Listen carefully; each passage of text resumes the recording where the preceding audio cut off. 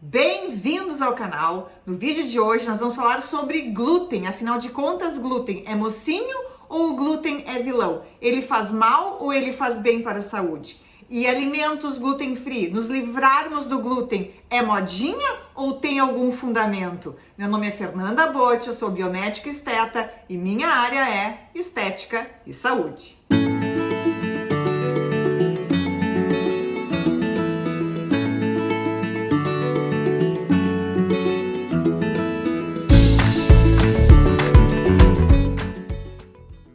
O glúten, ele é formado pela união de duas proteínas, a gliadina e a glutenina. E são elas que dão aquela extensibilidade, deixam o pão feito com farinha de trigo bem fofinho. Só que o trigo não é o único cereal que contém o glúten. A cevada, né, onde é feita a cerveja, e o centeio, eles também contêm o glúten. E muitos de vocês podem pensar, mas o trigo tem um consumo milenar, ele é consumido desde a época de Jesus Cristo. E por que hoje, então, o trigo faz mal para a saúde e virou vilão? Muito simples. O trigo que era consumido lá na época de Jesus Cristo não é nem de perto o trigo que é consumido hoje em dia. O nosso trigo de hoje sofreu melhoramento genético e com isso aumentou muito a carga proteica, ou seja, a quantidade de glúten nele. E é aí que está a raiz de todos os problemas. Esse melhoramento genético do trigo foi feito lá na década de 60 por um pesquisador americano, porque um pouquinho antes houve uma praga de gafanhotos que dizimou praticamente toda a plantação dos Estados Unidos e do México. Então, os Estados Unidos investiram bastante em pesquisa para que aumentasse bastante, então, a produção do trigo. Esse pesquisador fez isso e, inclusive, ganhou o prêmio Nobel na década de 70 por contribuir com a eliminação da fome mundial. Só que isso foi pensando na economia, porque em termos nutricionais esse trigo perdeu muito, por ter tido a sua carga proteica muito aumentada. O nosso intestino, ele processa bem proteínas de um determinado tamanho, ou seja, proteínas maiores do que tripeptídeos, do que 3 pedaços de aminoácidos unidos, ele já não tolera muito bem. Então, o que aconteceu com esse trigo geneticamente modificado ou que sofreu um melhoramento genético? Aumentou muito a extensão desses aminoácidos, ficando uma proteína muito longa, muito extensa e com um detalhe, muitas ligações do tipo glutamina e prolina. A glutamina e a prolina são 2 aminoácidos que, quando presentes nessas ligações entre os aminoácidos, dificultam ainda mais a quebra dessa proteína, ou seja, dificultam muito a digestão e o processamento desta proteína grande. Então, talvez vocês escutem alguns termos como prolamina. O que é prolamina? Prolamina é a mistura da glutamina com a prolina, ou a repetição inúmeras vezes desses aminoácidos entre as ligações peptídicas, o que dificulta a quebra. Então, o glúten, ele é rico em prolamina, né? Para vocês terem uma ideia, a alfa-gliadina, que é uma das proteínas que faz parte da composição do glúten, tem cerca de 177 aminoácidos. Então, é uma cadeia proteica muito longa, onde se repetem muitas dessas ligações com prolina e com glutamina, dificultando a quebra da proteína. Então, uma proteína, quando ela chega inteira no intestino, ou seja, ela não é processada ou digerida adequadamente, ela vai inflamar esse intestino. E é aí que gera a raiz e a causa de todos os problemas, a inflamação intestinal.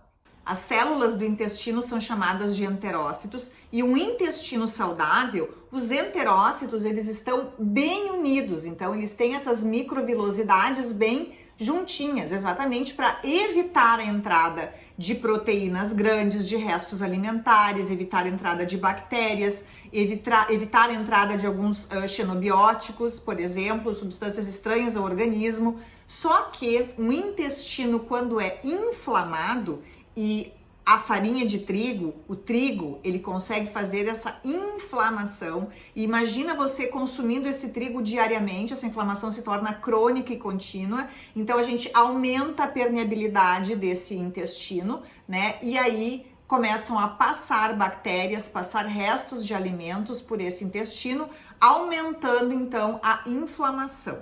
Então, essa inflamação provocada pelo glúten, né, ou pela cevada, ou pelo centeio, enfim, pela farinha de trigo, ela dificulta muito a absorção de vários minerais e várias vitaminas, né, contribuindo aí por uma desnutrição, inclusive. Quando nós consumimos o glúten, então, na forma da farinha de trigo, do centeio ou da cevada, na forma de cerveja, a gente provoca essa reação inflamatória crônica e contínua no intestino.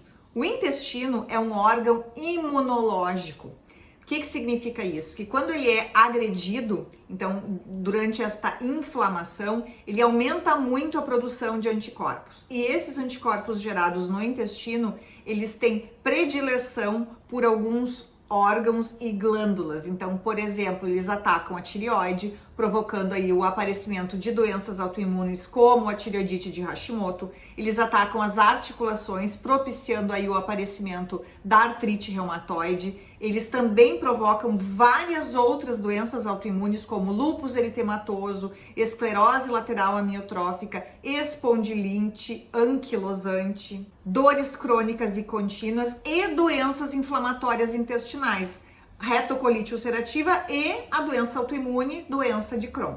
Então, existem os celíacos, que são aquelas pessoas que não podem consumir glúten, que têm sintomatologia clínica quando consomem, como diarreia, distensão abdominal, cólicas, mas a grande maioria da população tem sensibilidade ao glúten, né? Exatamente porque a inflamação interna crônica e contínua não provoca sintomatologia. E muitas pessoas acabam desenvolvendo doença autoimune, espondilite anquilosante, lúpus, artrite reumatoide, tireoidite de Hashimoto e, num primeiro momento, não relacionaram a sua alimentação com o desenvolvimento da doença autoimune, mas existe uma relação direta da doença autoimune com a inflamação intestinal.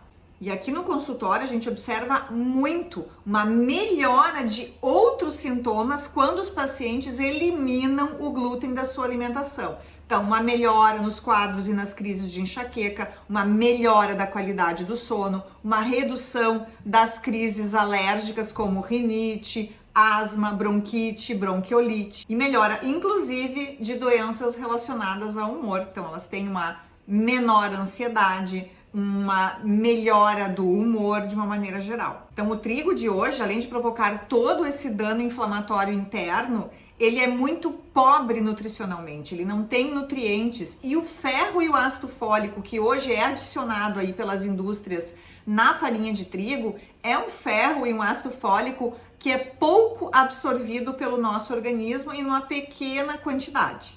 Então, gente, o trigo do passado não tem nada a ver com o trigo que nós consumimos hoje em dia, né? O trigo de hoje, ele tem 14 proteínas glutinosas a mais do que o trigo que existia lá na época de Jesus Cristo, por exemplo. Então, é um alimento extremamente inflamatório e, inclusive, pessoas que possuem doença autoimune, que possuem doenças inflamatórias intestinais, não deveriam consumir de forma alguma a farinha de trigo. Eu sei que é difícil se livrar da farinha de trigo porque ela vicia. A farinha de trigo é riquíssima em gluteomorfina, sim. Ela se liga em receptores opioides do sistema nervoso central, nos dando a sensação de prazer. Por isso que é muito comum a gente perceber aquelas pessoas comendo aquele pão e fazendo assim, mas que delícia esse pão, porque ela ativa regiões cerebrais responsáveis pela sensação de prazer. Mas eu sei que vocês têm força de vontade e vocês vão conseguir usufruir de um pão muito gostoso sem a farinha de trigo. Então, optem por outras farinhas funcionais, como a farinha de chia, a farinha de coco ou a farinha de amêndoa. E não foi só o aumento de 14 proteínas glutinosas que trouxe o melhoramento genético. Junto com o melhoramento genético do trigo, veio a milopectina A. O que significa isso? Um aumento do índice glicêmico da farinha de trigo. A farinha de trigo, ela tem um índice glicêmico muito mais elevado do que o açúcar branco refinado. Para vocês terem uma ideia, 2 fatias de pão feitos com farinha de trigo equivalem a 2 colheres de sopa de açúcar branco refinado. Então, gente, chegando ao final do vídeo, eu acho que vocês mesmos tiraram as suas conclusões em relação ao glúten. Ele sim é vilão, ele sim faz mal à saúde e deve ser evitado. Então, muito cuidado quando forem comprar um pão, olhem o rótulo, a maioria vai ter a farinha de trigo ou a farinha de trigo integral, independente da farinha de trigo ser ou não integral, ela vai conter glúten. E muito cuidado com aqueles pãezinhos alemães pretinhos e pequenos, porque esses pães, eles contêm sim farinha de trigo e centeio. Eu espero que vocês tenham gostado do vídeo. Compartilhem o vídeo com quem se interessa por saúde. Não se esqueçam de se inscrever aqui no canal e até o nosso próximo vídeo.